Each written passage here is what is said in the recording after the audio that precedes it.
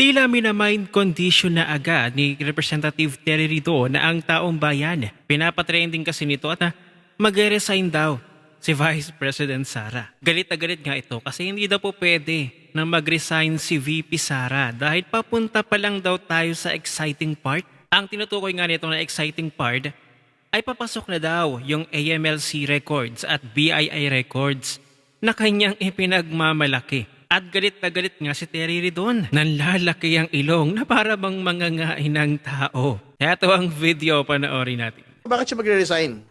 Papunta pa lang tayo sa exciting part, guys. Oh. Papasok na yung MLC records. Nanlalaki ang BII ilong, records, saka yung bank records. Mm. Tingin ko magandang pangalawang pangulo pa rin ho siya pagka hinarap na po yun sa paglilitis. Oh, talaga naman.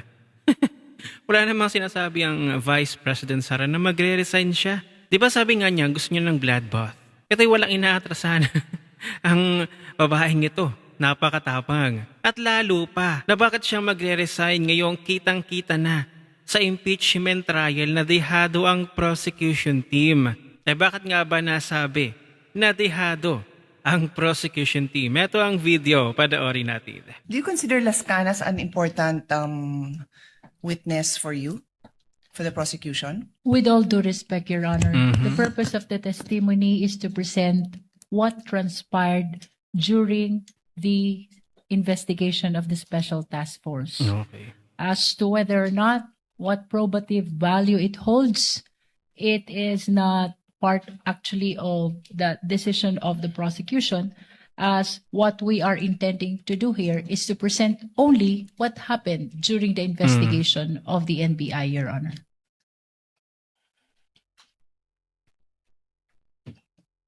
Ano? Mr. Presiding Officer, the rules of evidence are very clear. Ay. You either present a witness who provides your testimony, Mhm. or you present a document. And in terms of documents, Rule 132, Section 19 says there are two classes of documents, public documents and private documents. Okay. Included in public documents are documents acknowledged before a notary public. Mm. Yung pinakitang document is not acknowledged by a notary public. Yes. Hindi notarized. Pwede naman din ang private documents, that's the other class. If it can be shown and authenticated in any of the following manner. The person saw the document executed or written. Mhm. Nakita ba ng witness mo na sinulat yon? Nakita ba niya? Your Honor, we can... No, please answer my question. No, Your Honor. Oh. Oh, the next manner of authenticating by evidence of the genuineness of the signature or handwriting of the maker. The defense said ni walang original signature doon. Yes, unsigned pa. Do you disagree with that? We don't, Your Honor. Okay. And the third, by other evidence showing its due execution and authenticity, did you provide? No, Your Honor. Okay, so simple lang, Mr. Presiding Officer. They're trying to prove something by showing a document that any law student, even yung mga kababayan natin na nakikinig na ngayon na ang dami ng alam sa procedure, will tell you na hindi acceptable yon. Yes. And with all due respect, katulad din nung kahapon na humingi ako ng payo sa inyo, again, I will not name names, we had a discussion in caucus na you cannot unsee what you see. You cannot unhear what you hear. So pinalabas yun. Wala akong problema na palabasin yun, pero do your job and present the proper witness and the proper documentation to do Tama. that. Do your job. I'm addressing this, Mr. Presiding Officer, to us as a body. Kasi hindi tama yun. Magdidesisyon tayo, you warn us, pero pinabayaan natin na makita yun. Oo. Minamarkahan pa, submarkings. What's the purpose of all that? May I respond, Your Honor? Not really. I don't believe because I there was a already question. answered. I already asked you the questions, and you had a chance to respond. Yes. I There give was the no floor. question posed, sir. I was There's none, yes. telling the lead prosecutor. I move to my next point, Mr. Presiding Officer.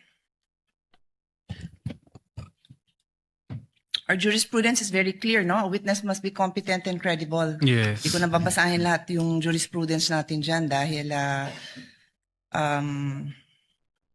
Kompleto na yung record natin dyan. But there is also also included in our rules, Rule 132 on the rules of evidence, and I'll read it. A witness may be impeached by the party against whom he or she was called by contradictory evidence, by evidence that his or her general reputation for truth, honesty, or integrity is bad, or by evidence that he or she has made at other times statements inconsistent with his or her present testimony. So this is the rules, no? Siguro we can, well, I'm reading the rules, so we can take notice of this, that this is what our rules say, and I don't think anyone will contradict that. So yun, malinaw na yung naipresenta ni Luistro at ni Matibag ng mga dokumento kahapon na hindi naman notarized at hindi pa pirmado ay hindi talaga katanggap-tanggap. Kaso nga, pinayagan pa ni Presiding Officer Escudero na mabasa ang affidavit na yun kahit hindi siya notarized at hindi pirmado. Sa maliwanag sa ating rules. Kaya ngayon, kahapon, dehado talaga. As in, zero ang prosecution team. Lalong-lalo na at pinahamak ni Melvin Matibag ang prosecution team. At ito pa ang video na ibinahagi ni Madarahog na kung saan ang ginagawang impeachment trial na ito ay hindi talaga impeachment, kundi paninira kay VP Sara. Panoorin natin ang video na ito. Ang paninira, the Vice President Impeachment Trial. Pag-usapan natin ito, pag-usapan natin. Si Attorney Mark C. Binluan, ang tagapagpaiyak ng mga iyaking kalaban ni VP Sara. Cool na cool no? Alam mo yung mga tirada niya, yung mga tiradang pasok. Pasimple pero ano no? Nag-aral ng abugas siya, pero yung style niya, street smart. Nagugulangan niya, pati si Matibag no? Sabi pa niya kay Matibag you don't know where I'm going. Hindi naman talaga alam. Assuming kasi si Director Matibag na, I am a lawyer. I know where this is going. 29 years ano. Cool na cool ang bata no? Sir, idol po kita, Attorney Mark Binluan. Talagang yung pagka-cool mo, yun talaga yung isang bagay na dapat nagiging halimbawa na kahit sa mga argumento, kahit sa mga maiinit na issue, pwede kang maging cool. Tama. Pwede kang bumanat ng sarcastic na remarks. Pero Pasimple. cool ka pa rin. Wow! Sir, idol po kita talaga. Paiyakin mo pa sila mamaya. Hinay-hinay kay Director Matibag. Baka ma-hospital. Baka ma-high blood. Sayang ang bayot. At saka ano saan nakuha ni Terry Ridon yung impormasyon na mag-resign si VP Sara?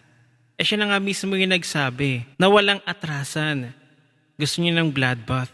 Tsaka kitang-kita niyo si VP Sara, napaka-relax lang.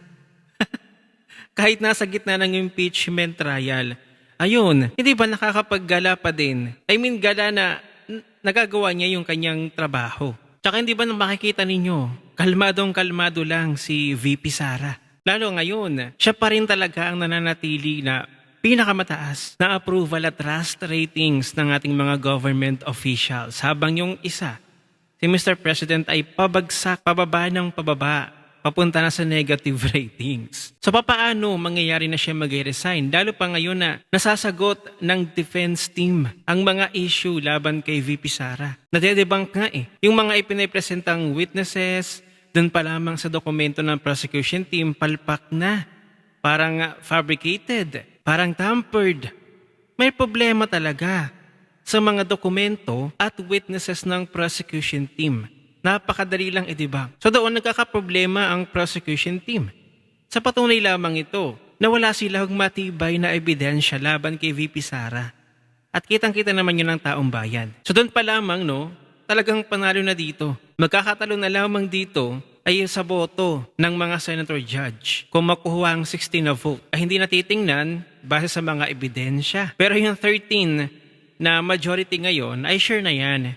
Iko-convict nila si VP Sara. Kulang na lamang sila ng 3 na boto para ma-convict ng tuluyan si VP Sara. So sa tingin ko, hindi rin talaga mag-resign si VP Sara. Walang inaatrasan yan eh. Kita nyo naman, ipinalabas pa yung video na sinuntok niya yung sheriff. So talagang napakatapang. Hindi lang sa gawa, pati sa salita. Kaya talagang kabado na ang prosecution team, ang House of Representatives at ang mga politiko na nagnakaw sa kaban ng bayan kasi dehado na sila sa impeachment trial na ito. Kitang-kita nyo naman si Terry Redo noon, nalalaki ang ilong sa sobrang galit. Kaya sa palagay ninyo, kung kayong tatanungin ko, ay mag-resign ba si VP Sara? Ano ang inyong opinion? I-share mo na ang video na ito. Mag-iwan ng comment at lagyan sa ibaba at magkita-kita ulit tayo sa susunod na video.